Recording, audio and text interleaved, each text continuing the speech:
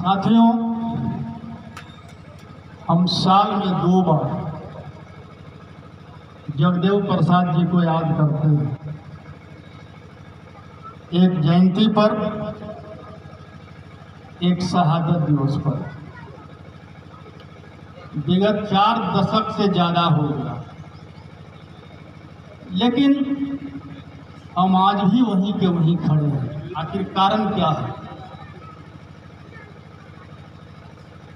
जो जगदेव बाबू ने जो सपना देखा था हमारे लिए, वो सपना आज तक पूरा क्यों नहीं हुआ, हम इस पर प्रकाश डालें। हम मनाते हैं, याद करते हैं, अतिथि आते हैं, भाषण देते हैं और श्रोता भी आते हैं, सुनते हैं, घर चले जाते हैं, आया राम गया राम हो जाता है।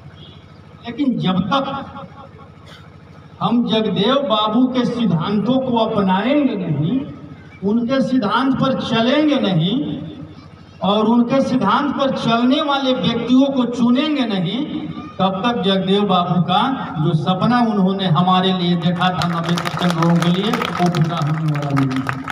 तो आज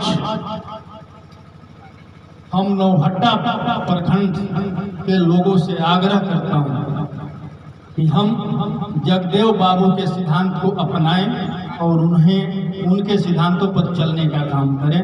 तभी जगदेव बाबू ने जो 90% के लोगों के लिए जो अपना शहादत, उनका सच्चा श्रद्धांजलि होगा, उनका सच्चा श्रद्धांजलि होगा।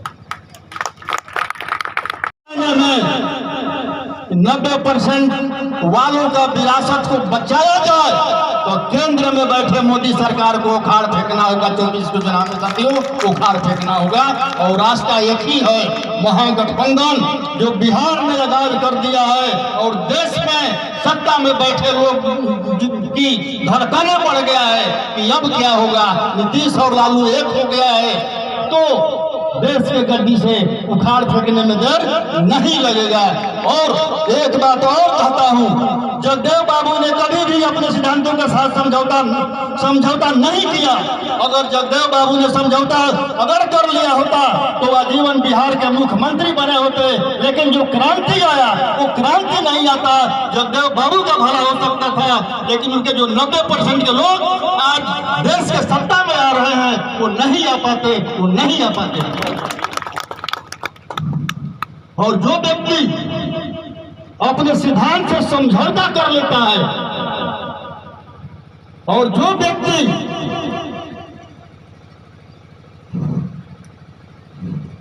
बोलता है कि मैं बाघ और बकरी के एक घाट पर पानी पिला दूंगा, क्योंकि जगदेव बाबू ने यह भी कहा था कि बाघ और बकरी कभी एक घाट पर पानी नहीं पी सकती है। और जो पिलाने का प्रयास करता है, जो पिलाने का बात करता है, वो समाज के साथ धोखा करता है, छल करता है। वैसे व्यक्तियों से भी हमें सावधान रहना होगा, हमें सावधान रहना होगा।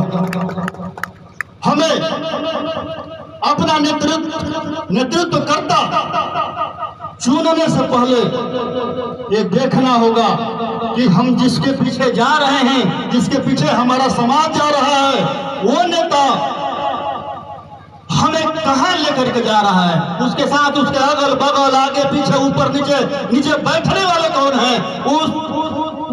वहां कहीं मनुवादियों और सामंतवादियों का जमात तो नहीं है। अगर उसके आगे पीछे ऊपर नीचे मनुवादी और सामंतवादी का जमात हुआ तो वहां विनाश निश्चित है। जैसे राजा बृहदत्त का विनाश हुआ, वैसे ही विनाश मतलब होना निश्चित है। मैंने माना कि राजा बृहदत्त ने एक गलती किया था कि अपने बगल वाली कुर्सी जो है पुष्यमित्र शुंग को देने का काम किया। अगर पुष्यमित्र शुंग को नहीं किया होता तो राजा बृहदत्त का हत्या नहीं होता। और मर्ज वंश का आज जो विरासत का बात हो रहा है, वो विरासत समाप्त नहीं हुआ रहता, वो विरासत समाप्त नहीं हुआ रहता। तो हमें जगदेव बाबू जैसा 90% के बीच का व्यक्ति चाहिए, जो अपने सिद्धांत से समझौता नहीं करे, शहादत दे भले ही हत्या हो जाए, चाहे राजनीतिक हत्या हो, सामाजिक हत्या हो, आज वही तो हो रहा है। जगदेव बाबू का जिन लोगों ने राजनीतिक हत्या किया और इसलिए हत्या किया कि जगदेव बाबू ने अपने सिद्धांत से समझौता नहीं किया और चैलेंज किया कि मुझे तुम्हारा गुलामी नहीं चाहिए, जब तक हम दिल्ली के गद्दी से तुमको उखाड़ कर नहीं फेंकेंगे तब तक जो मैं 90% के लोगों के लिए सपना देखा हूं वो सपना पूरा नहीं हो सकता है। उसी प्रकार बिहार का हमारे दल का, राष्ट्रीय जनता दल का राष्ट्रीय अध्यक्ष आदरणीय लालू प्रसाद यादव जी के पास भी बीजेपी आरएसएस वालों का ऑफर आया था, सारा केस खत्म कर देता हूं, तेजस्वी यादव को मुख्यमंत्री बना दीजिए और हमारे गठबंधन में आ जाइए। उसी प्रकार आदरणीय लालू प्रसाद यादव जी ने भी जवाब दिया, जिस प्रकार जगदेव बाबू ने जवाब दिया था कि मैं जिंदगी भर जेल में रहूंगा, जेल में मरना कबूल करूंगा, लेकिन आरएसएस और बीजेपी से कभी हाथ मिलाने का काम नहीं करूंगा, हाथ मिलाने का काम नहीं करूंगा, कभी सिद्धांत से समझौता नहीं किया। और हम किसी व्यक्ति से अगर एक बार ठगे जाते हैं तो उसमें ठगने वाले का दोष है, उसमें धोखा देने वाले का दोष है। अगर हम उसी व्यक्ति से अगर बार बार धोखा खाते हैं तो हमारा दोष है। हमें याद है, हम लोग भी एक सपना देखा था कि बिहार में हम लोग कुशवाहा मुख्यमंत्री बनाएंगे और हम लोगों ने अपनी पूरी ताकत लगा दिया, तन मन धन सब झोंक दिया। 2009 में 2007 में पार्टी बना और 2009 में विलय हो, फिर 13 में पार्टी बना और 21 में विलय हो। आज जो लोग कहते हैं कि मैं जमीर बेचकर अमीर नहीं बनता हूं, 2009 में जो विलय किए, हजारों कार्यकर्ताओं का हत्या किए, एक राज्यसभा के लिए अपना जमीर बेच दिए और जमीर बेच करके अमीर होने का काम किए हैं, जमीर बेचकर अमीर होने का काम किए हैं। उसी प्रकार फिर पार्टी बना, हम लोग पूरे समाज के लोग, पूरे बिहार के लोग ताकत झोंकने का काम किया और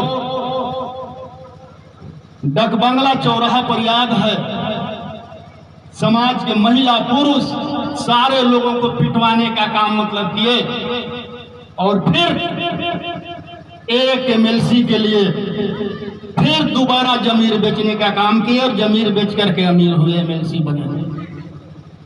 वैसे व्यक्ति पर हम कैसे भरोसा कर सकते हैं? और आज वही विरासत बचाने का बात करते हैं और पुष्पमित्र के गोद में बैठे हुए हैं। और अब सोचिए कि पुष्पमित्र सुन के गोद में बैठकर कोई विरासत बचाने का बात करता है, वो समाज के साथ धोखा करता है या नहीं करता है? हम ऐसे लोगों पर कैसे भरोसा कर सकते हैं? तो सही मायने में अगर विरासत बचाना है, 90% के लोगों को, सम्राट अशोक के विरासत को, ज्योतिबा फूले के विरासत को, सावित्रीबाई फूले के विरासत को, गौतम बुद्ध के विरासत को, अमर शहीद जगदेव प्रसाद के विरासत को अगर बचाना है, अगर तो देश से भारतीय जनता पार्टी को मिटाना होगा, देश से भारतीय जनता पार्टी को मिटाना होगा। और जो हमारा साकेत पर कब्जा किया है उत्तर प्रदेश में, जो अयोध्या के नाम से है, उस साकेत पर कब्जा करना होगा, तभी हमारा विरासत वापस आएगा और तभी अमर शहीद जगदेव प्रसाद का सपना पूरा होगा। जय भारत, जय बुद्ध, जय भीम।